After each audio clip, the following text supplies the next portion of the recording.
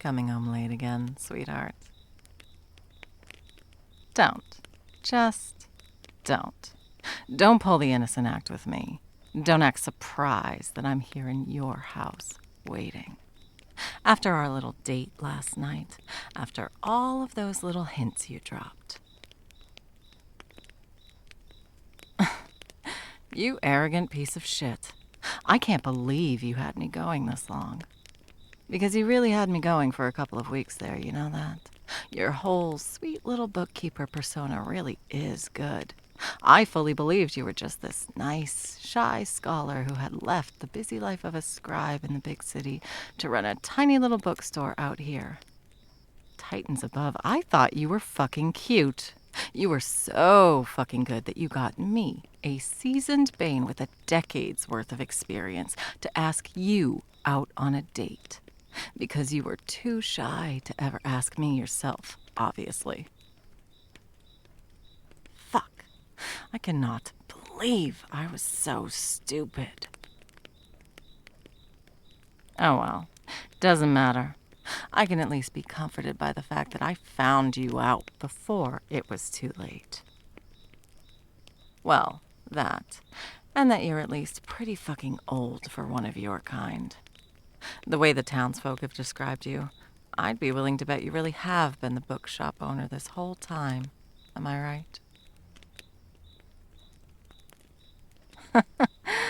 Yeah, who else would be, huh?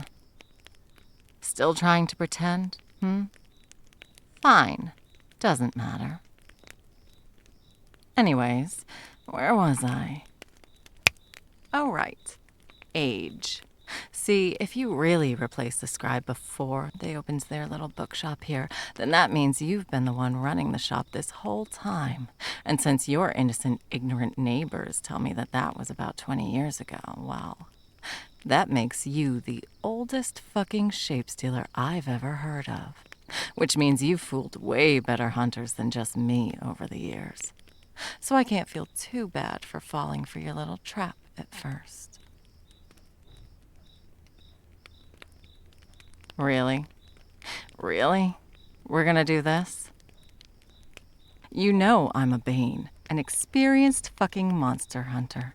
I fucking told you as much on our first date. And now you know that I have your number. So how the fuck does it help to keep pretending that all of this is anything more than a ruse to lure in your prey? To lead humans right into your hands so you can drain the life force from their bodies? You're smarter than this. I know you are. You are at least a 20-year-old shape stealer. You have to have learned when it's time to drop a form by now. Yeah, sure. And this is a fishing pole. Yes, honey. It is a crossbow. Good job. Very perceptive of you. To be more specific, this little number is a crossbow carved from ironwood, with limbs made from manticore wing bones and a string woven from Tarathan giant spider silk. The crossbow bolt that your pretty little eyes are glued to is made from a unique cold iron alloy, covered in silver dust and then lightly coated in rowan tree sap. Because I might know you're a shape stealer, but your kind has so many different variants with so many different Bane materials that it's just easier to cover the big three all at once. Oh, would you fucking shut up? I get it. You don't know when it's time to give up the charade. I understand that I overestimated your intelligence. You can stop now. I must say, though, you do tears really fucking well. Most of your kind, they never figure out the tears thing right. They either make them too thick and gel-like, or they mix up the fluids and leak sweat out of their eyes.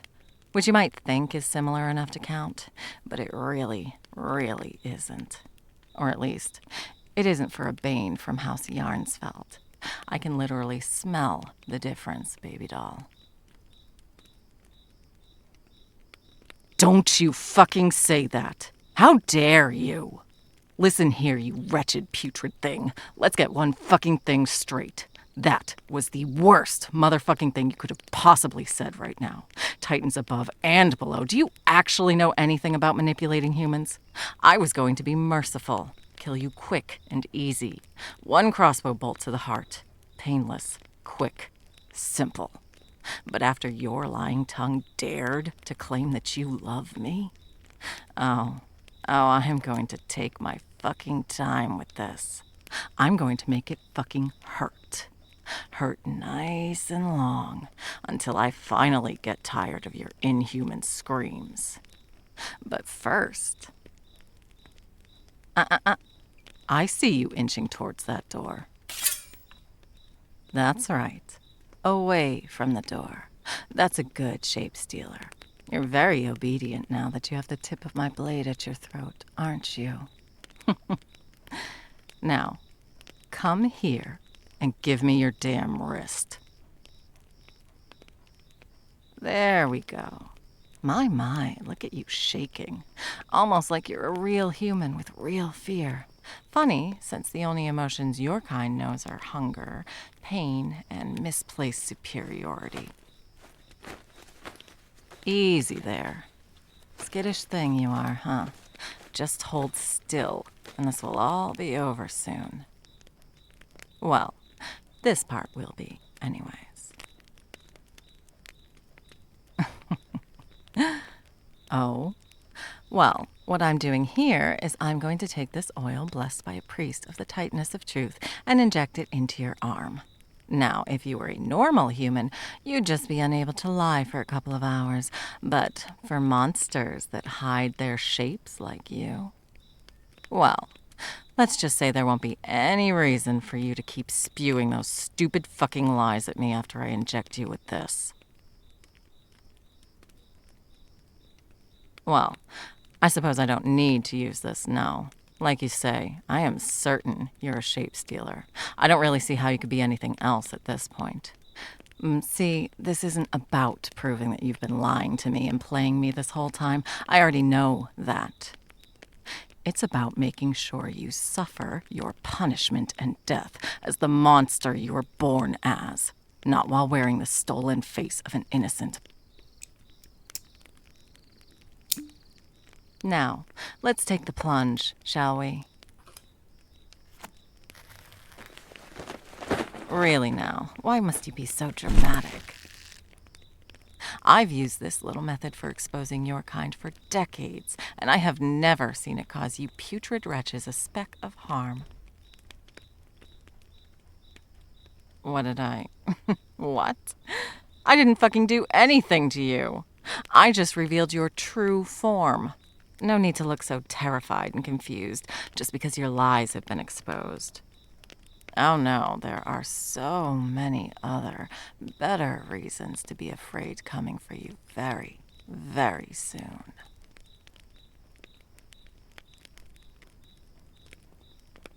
Stop. Stop your fucking blubbering. Nothing is fucking wrong. Those are your hands and claws. They belong to your body just as much as your taloned feet and ash-gray skin. And just like this is your face, the one that belongs to your worthless body. Yes, it is. No. Don't you dare close those pretty ashen eyelids. There you go. Keep those coal-black irises uncovered. Stare into the mirror. Look at yourself. Look at your face. Your true face. Look at it and cry. Shape stealer, why are you still bothering to force your body to produce tears? Actually, scratch that. How are you even doing that? The blessed oil should be stopping you from assuming any false trait, anything that helps convey a lie. So why? Unless... Monster, are you sad? Truly, I mean. Yes, I actually want your answer.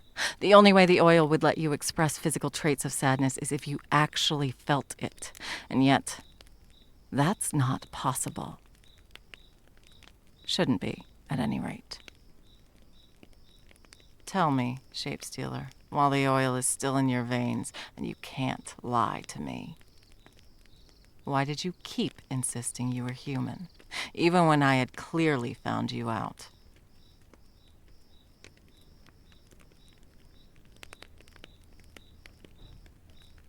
Fascinating. No, sweetheart. Don't pull away. Stay right where you are. Let me wipe those tears away. Just relax your head into the hand cupping your cheek.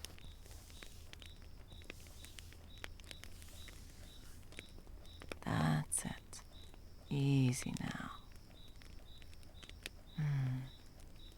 You truly didn't know what you were until this moment, did you, bookkeeper?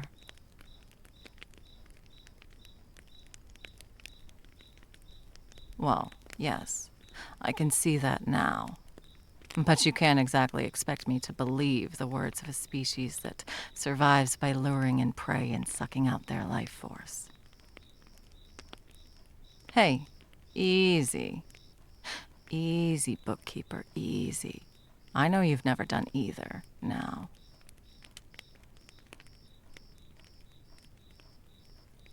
I wondered, for a moment, how you could have survived so long from the meager nutrients that human food provides you, but, well, you are painfully thin.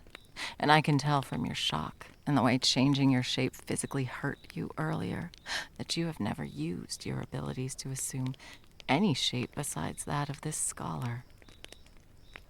Your kind normally needs the life force of others to replace the immense amount of energy their bodies burn up when they change form. Since you never do so, you've remained malnourished, but alive. Tell me, sweetheart, if you even can, when did you replace the human whose form you wear?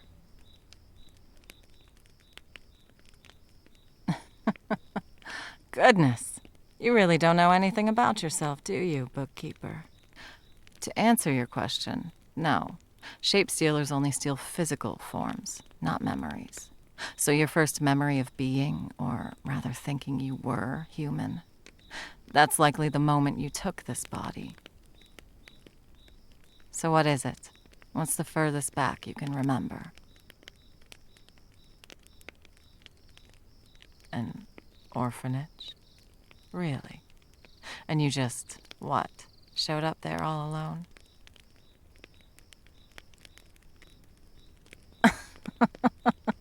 Oh, you have got to be joking. Oh, don't panic, you poor shape-stealing scholar. I believe you. It's just so insane what you're telling me. It paints such a ridiculous picture.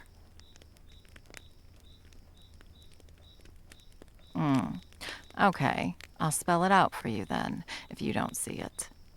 You showed up at an orphanage with your twin when you were both babies. Left at the doorstep. You grew up in that place together, neither of you ever knowing that you were secretly an inhuman thing all the while. Neither of you were sickly, weak, or crippled, and there was no famine or disease at the time. You even said you were left with a sum of money to help with your care. So you were two healthy, happy children, born during a time of plenty and peace to a family of some means, at least enough to be able to spare hard-earned cash on two children they planned on abandoning. Now, why the fuck would they do that? You still can't see what happened here? Fine, then. You, my dear, sweet accident, were a freshly born shape-stealer that managed to somehow make direct contact with some poor family's newborn child. I don't know how, and I don't know why, but somehow it happened. And somehow the family of that child knew what had happened. Suddenly, this family had two identical babies when they once only had one, and no way to tell the difference between them. They clearly knew enough to know that one of you was something unnatural and inhuman, but didn't know of any way to identify which was which. And it isn't like they could have asked a scholar or a priest or a Bane for the knowledge. For all they could have known, the only solution they would have been offered was the swift death of both babies, just to be safe. So, they can't tell either you or your twin apart, but they can't live with the stress of raising two children while knowing one is a monster. So they got rid of the issue. They did something incredibly dangerous and literally sent a slavering beast into a home filled with vulnerable children, alongside the baby you have up till now called your twin. Well, by all rights, you should be one. And quite frankly, there isn't anything to indicate you won't one day be a slavering monster hunting the innocent. You can deny it now, sure. But before, you were shielded by ignorance from your true nature and desires. That's all gone now. All that's left is the monster underneath.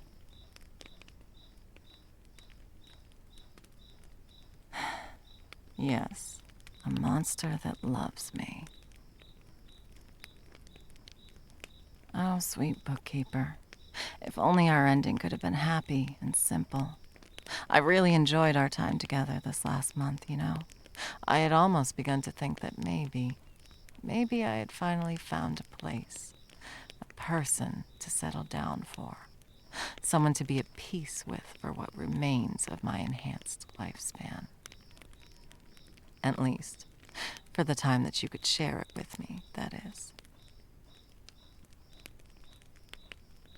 Because you're a monster, dear. A beast that preys on mankind with lies and false promises. Even the very face and body I had begun to fall in love with was just another lie, unknowing though it was.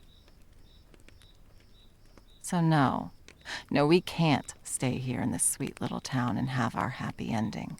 You can't return to your little bookshop and just reassume your borrowed face like nothing happened. And I can't leave behind my duties as a Bane to join you in doing so. I'm afraid life just isn't that kind. Not to me, at any rate.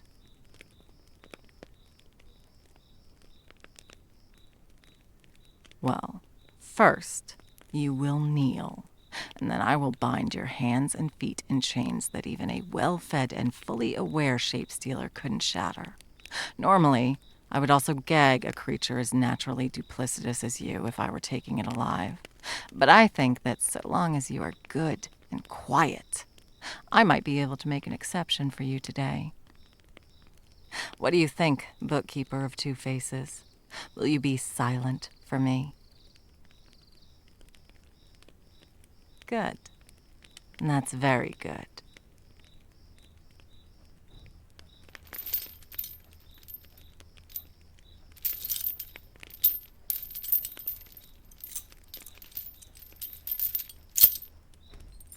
Well, after you're properly secured, I'll do what a Bane always does when they capture or slay a monstrous threat to a town. Stop. Stop right now. Shut your mouth this instant. There. Better. Now, as I was saying before I was so rudely interrupted, yes, you will be dragged out into the center of town. And yes, the threat you have posed to the people in this village will be read out, line by line, in triplicate, so they may know the threat they have been saved from.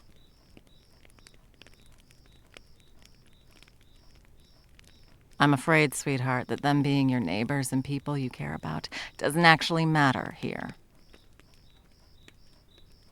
Yes, they probably will hate you if I do this. People don't tend to like finding out that a monster has hidden among them for so long, pretending to be one of them.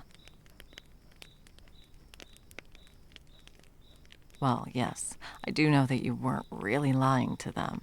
That you, at least until this very moment, never knew enough to even want to hurt them. No, sweetheart, I'm sorry. I will not be telling them any of that. I can't. Because, sweet bookworm, if I tell them that, they might start to believe that things like you can be friendly or be reasoned with on a normal basis.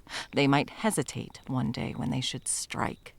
Or even worse, they might pass down the story of the kind shape-changer who ran the little bookshop on the corner to their children and grandchildren, thus endangering an entire generation with the idea that the next shape-changer that they meet, who has not had the miraculous and ridiculous life you have, might be friendly too. It's too much of a risk, honey, especially when all there is to gain from it is good feelings from townsfolk who won't ever be seeing you again, anyways. For what it's worth, it doesn't exactly bring me joy to make the people you called friends and neighbors hate you. But it must be done. Oh, I say that because they won't be seeing you again, sweetheart. I mean, objectively, I should kill you, yes. I've never heard of any shape stealer that didn't eventually give in to its dark desires and begin stealing life force to grow its powers. The thing is, though, that Banes don't just kill monsters for existing as monsters.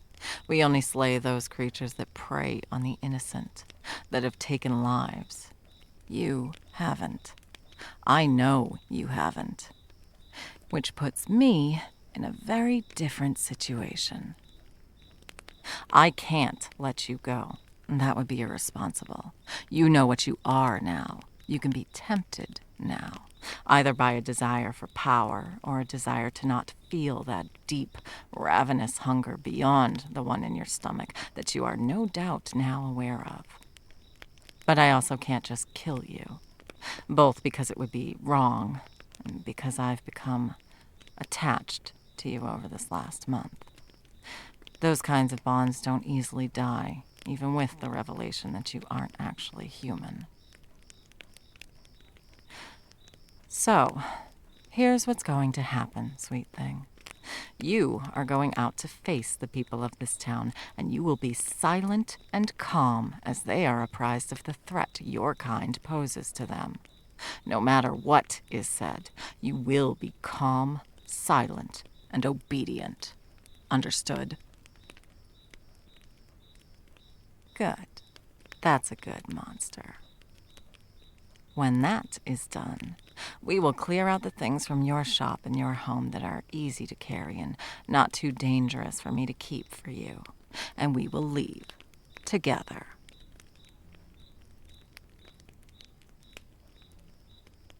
What will happen to you then? I would say, whatever the fuck I want to happen to you.